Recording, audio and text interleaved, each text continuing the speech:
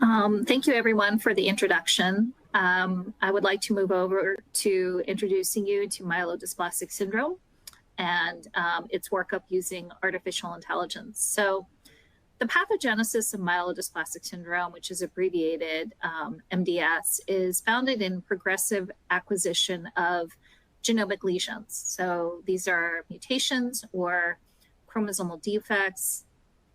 Yet since the introduction of aniline dyes by Paul Ehrlich, morphologic evaluation of blood and bone marrow cells has been the gold standard for the diagnosis of hematopoietic neoplasia, such as myelodysplastic syndrome. The spectra of morphologic abnormalities include continuous from dysplasia to myeloproliferative features, low to high blast counts, and changes in different blood cell lineages of varying degrees. These continuums have been used across generations of morphologic disease classifications, which, along the functional parameters and cytogenetics, form the basis of current prognostic schemes. The problem: subjectivity is a downside of morphologic evaluations, with interpathologist reliability assessment shown to be variable. Modern statistical approaches exploiting machine learning and artificial intelligence bioinformatic tools, along with the availability of sufficiently large data sets, provide an opportunity for the most efficient combined analysis of genomic and morphologic data. Such an integration could resolve many of the limitations of current diagnostic schemes, including subjectivity, labor intensity, incomplete reproducibility, and disconnect between genetic functional and morphologic phenotypic biomarkers. So, using human and artificial intelligence to illuminate MDS. So this was a study that looked at artificial intelligence to illuminate MDS. And the basic concept is that you take all the morphologic and clinical profiles seen in the upper left-hand corner and use artificial intelligence to create a morphologic profile. And that is called clustering. And then you combine that with a genetic profile, and you can create a prognostic analysis, and you can create an association analysis, looking at clinical features and mutations. And so basically what you can do is mutation and subtype analysis with machine learning based on the morphologic and clinical profile and genetic profile at the same time. In myelodysplastic syndrome and myeloproliferative neoplasms, bone marrow histopathology is assessed to identify dysplastic cellular morphology, cellularity, and blast excess. Karyotype, blast proportion, and peripheral blood cell count are assessed for disease classification according to the World Health Organization guidelines and for risk stratification by the revised International Prognostic Scoring System, IPSSR. Yet other morphologic findings may elude the human eye. Although morphologic abnormalities provide some clues as to the mechanisms of MDS evolution, somatic mutations and chromosomal defects are directly linked to the pathogenesis of this disease and are likely responsible for the pathognomonic morphologic changes. A few well-known genotype morphology associations provide a general proof of principle for the usefulness of genetic phenotypic associations. These include deletion 5q syndrome, the link of SF3B1 mutation to ring sideroblasts, the presence of JAK2 mutations in refractory anemia with ring sideroblasts with thrombocytosis, 8 and MYH9 mutations in May-Hagelin anomaly. Deep learning enables accurate visual pattern recognition with convolutional neural networks, abbreviated CNN, where multiple processing layers detect and decode image data into numerical features. CNNs have recently led to significant breakthrough in the analysis of biomedical images, facilitating diagnosis of skin tumors, retinal disease, intracranial hemorrhage, and breast cancer. In the context of routine hematoxylin and eosin tissue stains, similar algorithms have improved Gleason scoring in prostate cancer, outcome prediction in colorectal cancer, and even discrimination of solid cancer patients by driver mutation status. CNN-based analytics could reduce intra- and inter-observer variability of histopathologic analysis, and incorporating additional clinical information could assist in automating and objectively classifying patients with MDS. A recent study took a slightly different approach and used hematologic reports instead of image analysis to link bone marrow morphology and clinical variables. Cytomorphologic findings such as dysplasia, monocytosis, and elevated megakaryocytes from MGG-stained bone marrow smears and presence of myelofibrosis from H&E stained bone marrow biopsies were shown to associate with cytopenia and mutations, emphasizing that machine learning-based platforms could support the diagnosis. In this study, to increase model transparency, they decoded CNN-extracted morphologic patterns associated with molecular and clinical determinants with a holistic methodology linking image analysis at the tile, pixel, and cellular levels. CNN-based feature extraction, pixel classification, and non-hematopoietic cell segmentation required little parameter optimization to increase reproducibility and scalability to any image analysis study employing deep learning. Image features associated with MDS versus MDS-MPN diagnosis and deletion 5q MDS were affirmed by hematopathologist and were consistent with previous knowledge. Dissection of complex computer vision modules could be achieved with similar approaches based on neural network-based semantic and instance segmentation methods. Taken together, deep mining of the bone marrow tissue texture on a larger scale could assist pathologists by revealing intricate morphologic patterns, defining disease subtypes, and eventually improving clinical stratification of patients with MDS. Here are the patient characteristics. So you could see for myelodysplastic syndrome, you have 143 samples, and the mean age is 64. And the gender male ratio is 51%. And MDS-MPN as well, we have a sample size slightly smaller of 51. You can see for the WHO MDS classification that all of the entities under the WHO are included in this study for myelodysplastic syndrome. Etiology, we have de novo myelodysplastic syndrome, and then we have therapy-related myelodysplastic syndrome as well. So in this study, what was done? We have our data set that we just talked about, MDS, MDS-MPN, and control. And we have these H&E stained sections of the bone marrow. And basically, different sections of the H&E stain are acquired by the software. And what happens is there's grayscaling and tiling that occurs. We call it tile texture analysis. And we train the convoluted network to create an activation map. And with that activation map, you can actually analyze with the software on a pixel level, what are nucleated cells, what are stroma, what are red cells, what are lipid droplets, and background.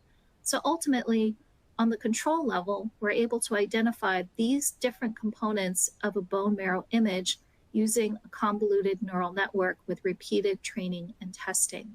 Then we take the samples of myelodysplastic syndrome, do the same tile texture analysis, and see what we get. In doing the convoluted neural network with myelodysplastic syndrome and then MDS-MPN overlap, you can actually identify different morphologic groups of MDS. You have the MDS that is hypercellular, according to the convolution neural network. You have areas of MDS that are hypocellular. It identifies the ones that are stroma-rich. It identifies the ones that are rich in lipids. It identifies the ones that have a lot of red cells. So already we're training the neural network to identify different morphological groups of MDS and MDS-MPN overlap. So methods continued. MDS is characterized by recurrent oncogenic somatic variants in driver genes and chromosomal aberrations, and the mutation profile detected in this patient cohort corresponded well to the known mutational landscape in MDS. They adapted a transfer learning approach where they used VGG16 and exception network features extracted from tile-level H&E images to develop an elastic net regularized regression model. Predictions at the TMA spot level outweighed tile-level detection values due to uncertainties related to the limited image data in individual tiles. After average tiling level predictions at the TMA sample level, they could accurately detect notably TET2, ASL, X1, and STAG2 mutations, chromosomal 7 monosomy, and 7q deletion from morphologic features. Moreover, morphologic features were associated with point mutations in gene regulating, splicing, cell differentiation, and cell cycle, which are commonly affected in MDS. So here you can see taking our samples of myelodysplastic syndrome and doing mutational analysis, all the different mutations that were identified in the different genes to the right, and what the frequency of them were in our patient population. Here you see the same thing, looking at the different mutations, the different chromosomal abnormalities, and what the frequency of them were in the patient population for MDS and MDS-MPN overlap. Now, what we actually see here is very interesting. Using the neural network, they were able to successfully identify the genetic mutations with the different morphologic abnormalities seen with the bone marrow. So what we're saying here is that in the samples of myelodysplastic syndrome and the samples of myelodysplastic syndrome MPN overlap, using the neural network, the different samples were correctly identifying the different mutations associated with them using the neural net. So you can see that same thing here, using the neural network in figure B to identify the different components of the tissue, and then after identifying the different components of the tissue, being able to correctly identify the mutations associated with the samples. What this means is that using morphology and training of the neural network, the appropriate mutations for the different tissue subtypes could be identified. Conclusions. Digital pathology and adaptation of convolutional neural networks have had substantial influences in the field of solid tumors. Standardized clinical application would require multi-center collaboration, both to collect sufficient training data and to impact clinical routine. Current results suggest that image analysis of H&A stain samples is insufficient alone to reliably differentiate MDS and MDS-MPN subtypes. However, the mutations could be identified. CNN-based analytics could reduce intra- and inter-observable variability of histopathologic analysis, and incorporating additional information could assist in automating and objectively classifying patients with myelodysplastic syndrome. The next study we're going to look at is machine learning demonstrates that somatic mutations imprint invariant morphologic features in myelodysplastic syndrome. So in this study, the study applies the techniques to identify the relationship between morphologic features and genomic changes with different clinical MDS phenotypes. The goal is to establish more precise descriptions of MDS patients with subtyping schemes that integrate multiple features of the disease. So here's our sample population. What you can identify from here is the different subtypes of myelodysplastic syndrome are identified in this patient population. In addition, we have not only cases of myelodysplastic syndrome, but we have secondary cases of acute myeloid leukemia emerging from myelodysplastic syndrome as well.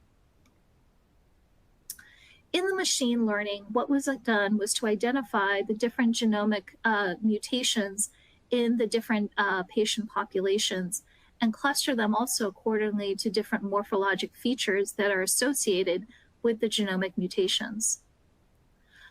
Again, going back to the original concept we had talked about at the beginning of this talk, clustering was done. And clustering with the patient samples resulted in different clusters associated with different morphologic features that are seen to the right. This was identified by machine learning. And in figure C, you can see there's an overall prognosis that's different with these different clustering profiles. In addition to generating the clustering profiles, these different clustering profiles were associated with different genetic mutations. Already, you're mapping together different morphologic features, different clinical profiles, and different genetic mutations into different clusters. And with these clusters are associated different prognoses. You can see the same findings here as well. This is a Venn diagram with validation studies to confirm the same findings. So distinct morphologic features constitute the gold standard in the diagnosis of MDS. Although invariant pathognomonic morphology genotype associations are not common, the few classical examples indicate that systematic and comprehensive analysis of morphologic and genomic features may reveal diagnostically and prognostically important relationships. This represents the first comprehensive analytic attempt to correlate individual morphologic features with the mutational profiles in MDS. This approach included a univariate analysis of binomial, mostly objective features. Currently, the ubiquitously applied WHO classification is likely to be replaced by artificial intelligence and machine learning-based analytics.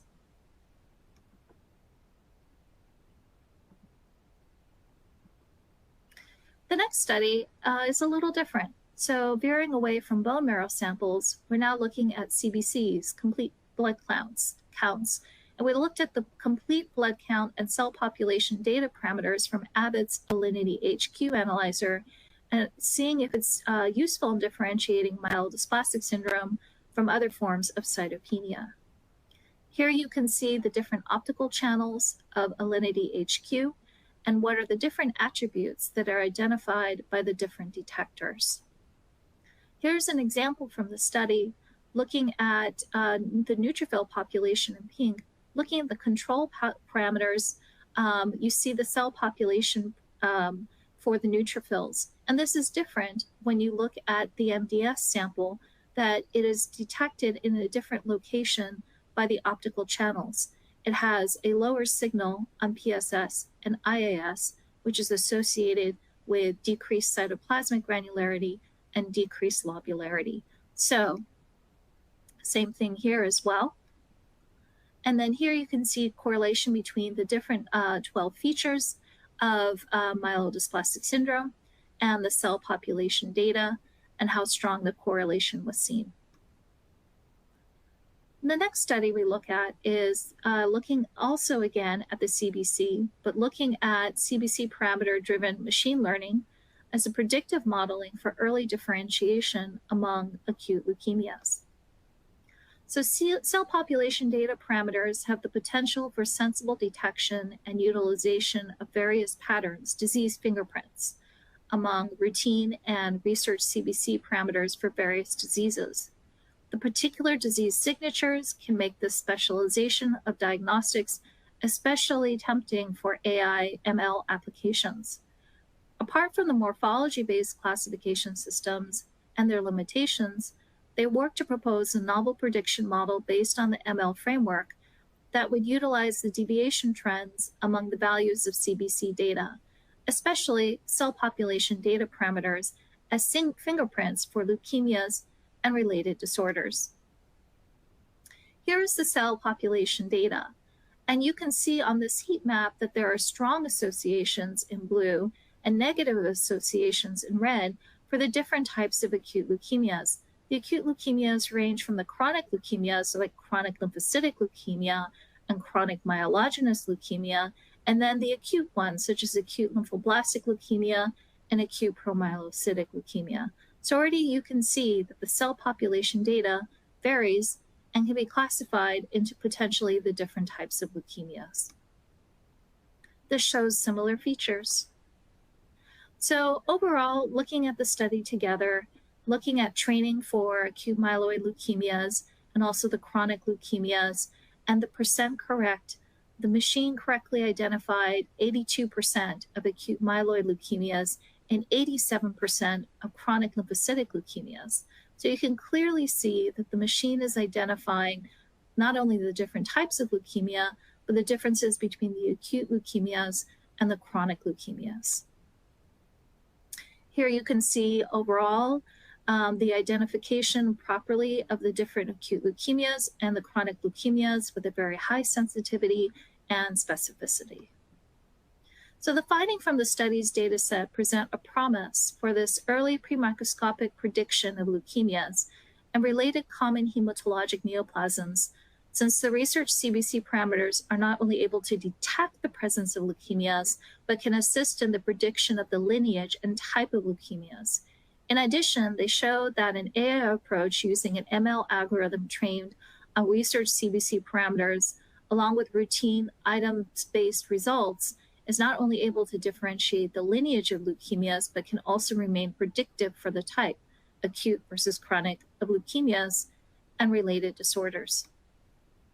Final discussion. CBC research parameters can be used as an adjunct to the hematologic workup of cytopenias to help screen for patients with high likelihood of myelodysplastic syndrome. We propose that research CBC parameters could potentially be useful for early differentiation of myelodysplastic syndrome in the hematology oncology unit. The cell population data-driven ANN modeling is a novel practice that substantially strengthens the predictive potential of cell population data items, allowing the clinicians to be confident about the typical trend of the disease fingerprint shown by these automated potential morphometric items. Thank you, Dr. Rongey. As a bonus today, we are also going to include the recorded med talk from the Abbott stage at the Association of Diagnostics and Laboratory Medicine, ADLM, formerly known as AACC, from earlier this year. Dr. Rongey had the pleasure of speaking with Dr. John Schwerkowski from the City of Hope Cancer Center in Southern California regarding the topic of MDS. Let's hear their conversation before returning to our live Q&A session.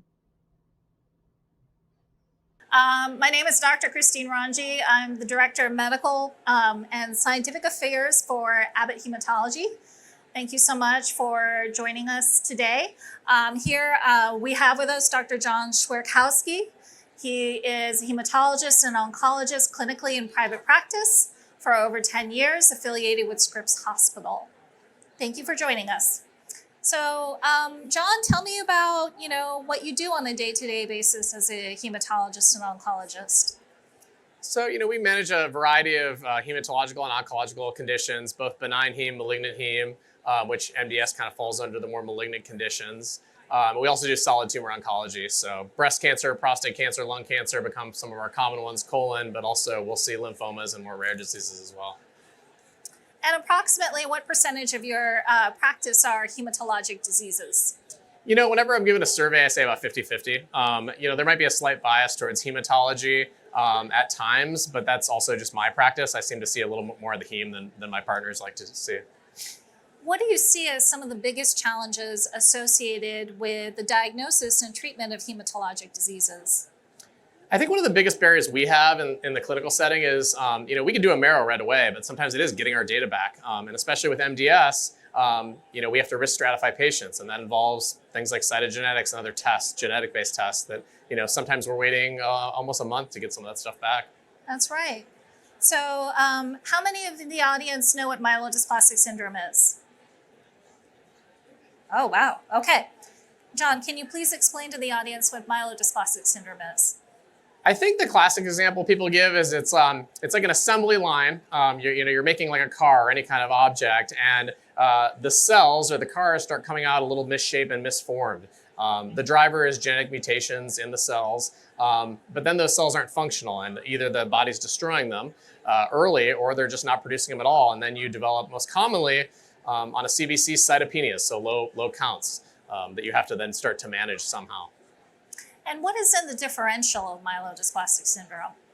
I think there's other myeloproliferative disorders that you have to consider, things like PNH, and you What definitely is have to always paroxysmal what is it? Nocturnal hemoglobinuria. and just AML, because MDS actually can degrade into AML. And AML is acute myeloid leukemia, Yes. where by definition with the World Health Organization is 20% blasts in the peripheral blood or bone marrow, unless you have one of the recurrent cytogenetic abnormalities that define the condition. Correct. So what are your challenges in the workup of myelodysplastic syndrome? I think for me, turnaround time is getting that marrow back. Usually we can get a pathologist to read it pretty quick. Depending on where we're doing the marrow, hospitals tend to have a pathologist on staff, which is very helpful. They can look at it within a day or two for you and kind of see those dysplastic changes while you wait for the other tests. In the clinic, we're sometimes relying on outside labs, and then that's where the turnaround time, because of shipping and processing and things like that, takes a little more time. So depending on how sick the patient is, how advanced the MDS is, or what other diagnoses like AML, acute myeloid leukemia you're trying to rule out, that becomes a big challenge. And how does molecular testing play a role in the workup of myelodysplastic syndrome? Certain cytogenetic abnormalities and things like that are very important to know about early. For example, deletion 5q is really important because you have targeted agents, pills that you could start to treat those patients, even when they're profoundly anemic, and make them transfusion independent. Also, those patients are more resistant to other interventions that you might be offering otherwise if they didn't have that abnormality. What about risk stratification? Yeah, again, it plays a critical role in risk stratification. The cytogenetics, increasingly probably the mutation panels will become important. We know high and low risk mutations, although I will say sometimes I'll have a patient with a high risk mutation that then doesn't end up being or behaving as high risk. So that's all important to have up front as soon as possible, so the patient knows how well they're going to do, and maybe how soon they might need transplant or consideration of referral to like an academic center. You had mentioned deletion 5q syndrome. Are there any other cytogenetic abnormalities that you would see with myelodysplastic syndrome? Yeah, you can have abnormalities in chromosome 7, Y, and some of those are, favorable, unfavorable, and then other things like complex karyotypes are important to know about. If you're having more than 3 abnormalities in the chromosomes, that's also high risk. Now, there is this entity that has, in the past 10 years, broken into the market, and that is next generation sequencing. Can you please explain what next generation sequencing is? Next generation sequencing, there's a few companies out there. The one we use the most is like Neotype, for example. A lot of oncology practices use them, and they're looking at 50 to 60 gene panels for genes associated with myeloid disorders. And I think increasingly there is data, smaller case reports coming out showing maybe increased sensitivity to certain agents. Again, it's helping us start to kind of prognosticate these patients a bit. Right. So with next generation sequencing, are there any major mutations that are seen within that realm or spectrum that are critical to myelodysplastic syndrome workup? Yeah, there's a lot of different ones out there. Right now, I will say that the genes themselves haven't been as important when it comes to deciding on whether we're going to treat patients or not. Usually when it comes to treatment, we're looking at the classical IPSSR score, we're looking at high, low risk, and then also age of the patient's critical, because you're going to look at patients under 65 or even under 70 maybe as transplant candidates. So you're going to potentially cure this disease if they're higher risk, versus if they're lower risk and older, and then maybe you're just going to give them some other agents like even just EPO to support their red blood cells or platelet growth factors to support them. And knowing that prognosis is critical, because then you're also not going to have to do those aggressive treatments that come with side effects. How well is next generation sequencing reimbursed by insurance companies? I think sometimes it's going to be a challenge. Sometimes you're going a little bit back and forth and initially not getting things covered. It can be one of the points of delay. In general, though, we're usually getting things eventually covered somehow, whether it's through the company or a foundation or something like that. And what is the turnaround time for next generation sequencing? In my experience, it can be around a month. I mean, in clinical practice, for us, it's usually not shorter than that from the time we're doing the bone marrow or the blood draw. So in that month time that you're waiting for cytogenetic results and next generation sequencing, how are you treating the patient? Very variable. If you have a patient who does have cytopenias, anemia, hemoglobin under 7, you're transfusing potentially.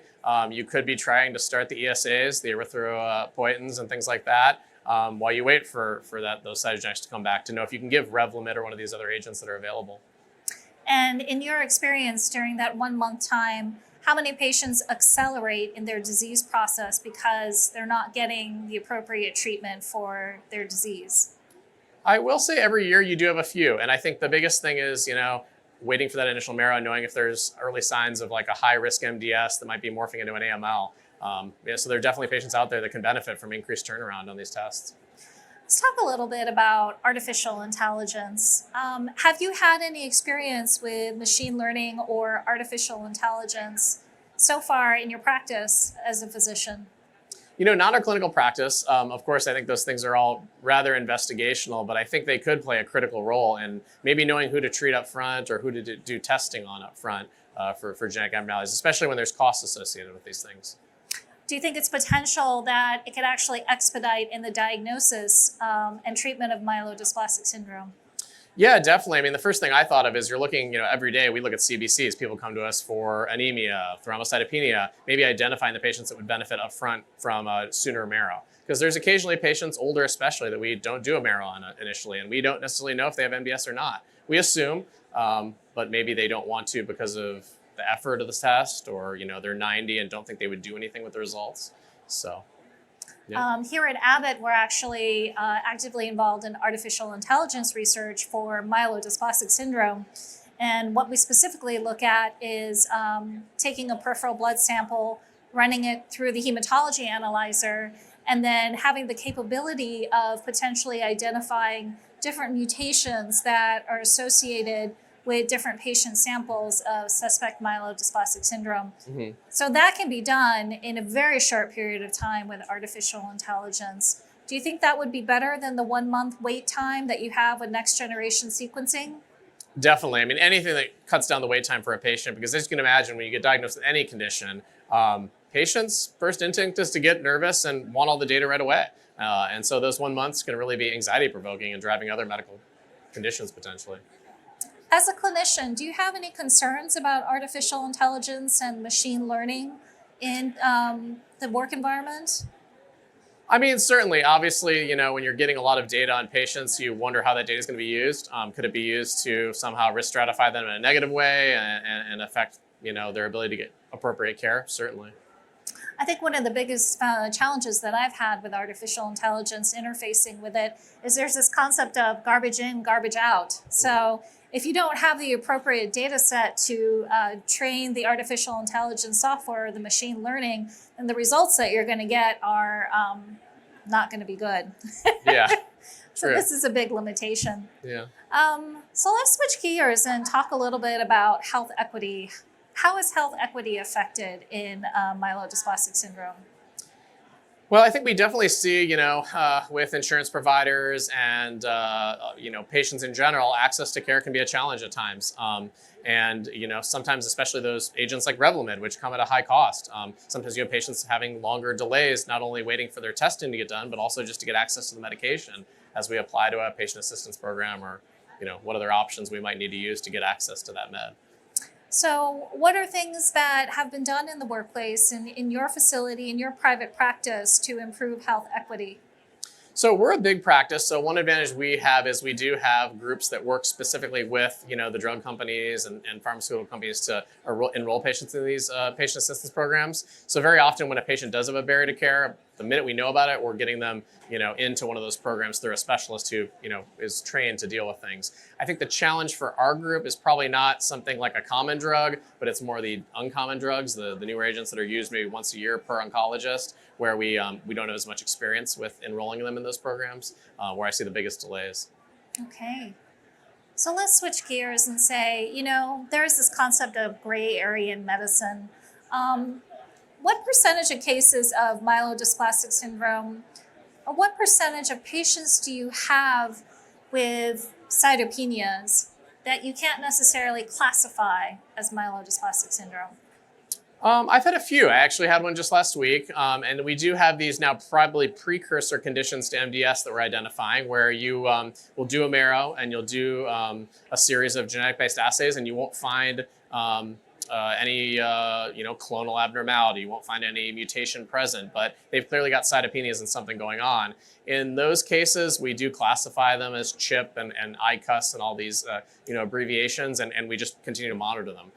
The problem there, I think, for most patients is if they're younger, They get worried when you talk about this potentially being a precursor condition. And obviously, to really get the information in the marrow, you just have to do a marrow. And so then you're looking at like serial marrows every few years, or if the cytopenia has progressed, and that can be anxiety provoking as well. I can completely relate to your story because when I was in medical school, I was a budding hematologist and I was in my hematology service, and my friend's mother had this persistent anemia and kept getting red cell transfusions. Nobody could seem to understand, what was the cause of this anemia. And I thought about it as a budding hematologist, and I said, maybe this is myelodysplastic syndrome. But this was 15 years ago, before any of these mutations were available, before any of these classifications were available. So multiple painful bone marrows, and after a year, finally she came with a diagnosis of myelodysplastic syndrome. But it was after that it had accelerated to a high-risk category of myelodysplastic syndrome, which only was salvageable for a couple of years. So that delay in the diagnosis is really problematic. That gray area is really problematic. And I think this is one of the things that, Abbott is working in research, especially with our hematology analyzer, which is undergoing FDA review, is that could we potentially use the hematology analyzer's cell population data? So when you have a hematology analyzer and you use optical cytometry, you actually come up with these different parameters, and you have over 120 parameters of cell population data. And with that cell population data, it is very possible for us to come up with a suspect dysplasia flag on our hematology analyzer. How would that help you? So I think the biggest thing, that I've seen throughout my career is sometimes delay in diagnoses. I mean, sometimes you have these things that just kind of fly under the radar for years with primary care or other things. And anything that would potentially flag a patient that has dysplasia or risk would be great to know. One thing I teach all my medical students and residents is whenever you see like immatures or blasts or others on your CBC, that's something that probably warrants a hematology consult, more so than if you were a little anemic or had a high platelet count transiently. Those can be caused by so many benign conditions. So we talked about myelodysplastic syndrome and recent lab tests, diagnosis, and prognosis. Let's segue a little bit into, what are the severe consequences of myelodysplastic syndrome after prolonged failed treatment? So I think the biggest thing we see in our patients, older patients where you have transfusion dependence, you're having iron overload and complications of that. That's a big reason to even push an older person to transplant potentially. When the other agents we've used, EPO and other things like Revlimid, haven't worked. And what percentage of transplants in myelodysplastic syndrome are successful? It's very variable. I think it's a little bit probably less than AMLs in general. They seem to be sicker patients in my clinical experience, but I don't know the data exactly since I don't do transplants. Yeah. So what percentage of patients with myelodysplastic syndrome progress to the acute myeloid leukemias? That's a good question. In my clinical practice, that's very few. But again, I think, the longer you're following these patients, a fair number of them do over time. And I've also had these patients that come in with very high risk MDS, especially older patients, and you start to lean towards just treating them like AMLs. Okay. And what about the low-grade myelodysplastic syndrome? What percentage progress to acute myeloid leukemia? Again, very variable. I've had MDS patients in my clinic for 5 years that I've followed and really, no changes in their cytopenias, or for that matter, just no need for treatment.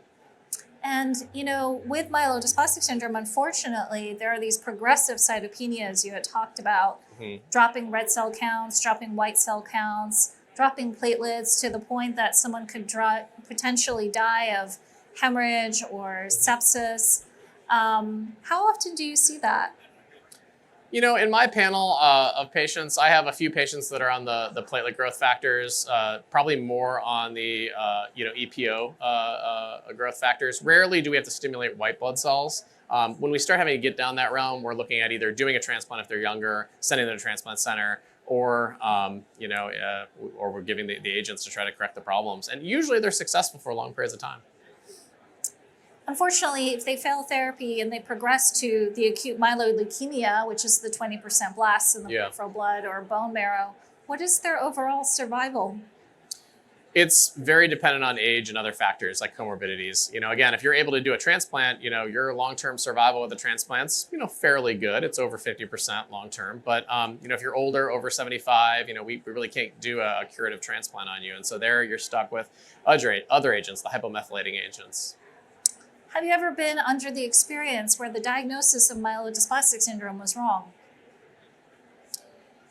I can't say that I've ever seen it be wrong. I've definitely had marrows come back where I had a very high likelihood it was going to be myelodysplastic syndrome, and then it wasn't read that way. I just had one of those last week, and those are the ones we just have to continue to really follow, and maybe do a little bit more extra genetic testing on to see if you're having any of those mutations present, which might increase your clinical suspicion for MDS developing in the future.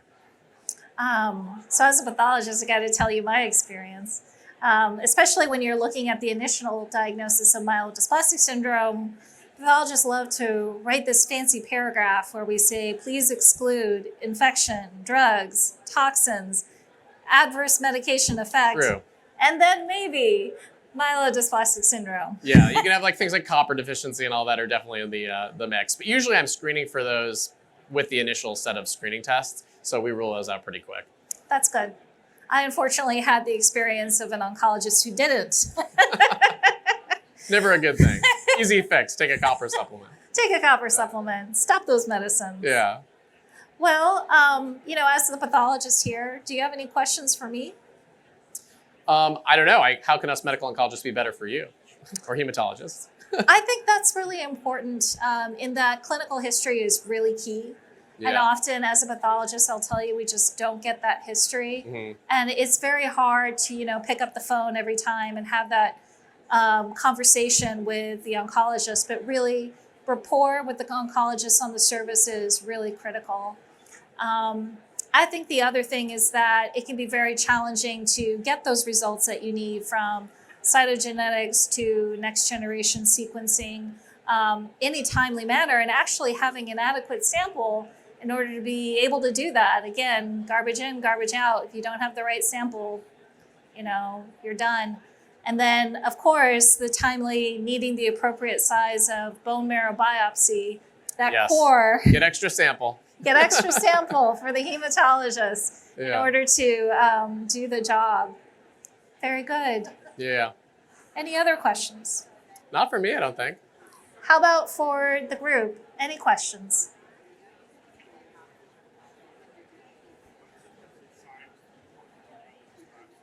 Symptoms and signs? The biggest ones I see, usually patients are referred from primary care for some cytopenia that develops, low platelet counts, low red blood cells. Initially, when you go back and look at their clinical history, usually it's fatigue, chronic fatigue, and things like that patients are complaining about. They're getting a workup with their primary care, and then we're referred for whatever abnormalities are present on that CBC. And then usually after you've been in practice 10 years, you have a gestalt on who's maybe going to have MDS or something serious and who's not. And then also looking at other medications. The clinical history is critical because sometimes we see these cytopenias in patients on the rheumatological agents, methotrexate and things like that. That's not going to be MDS likely. But if they don't have those things in their history, then we're more worried and we proceed to bone marrow. It's the gold standard. So. Thank you. Any other questions? Okay. Well, we thank you for your time, everyone. Yeah, thanks for having me.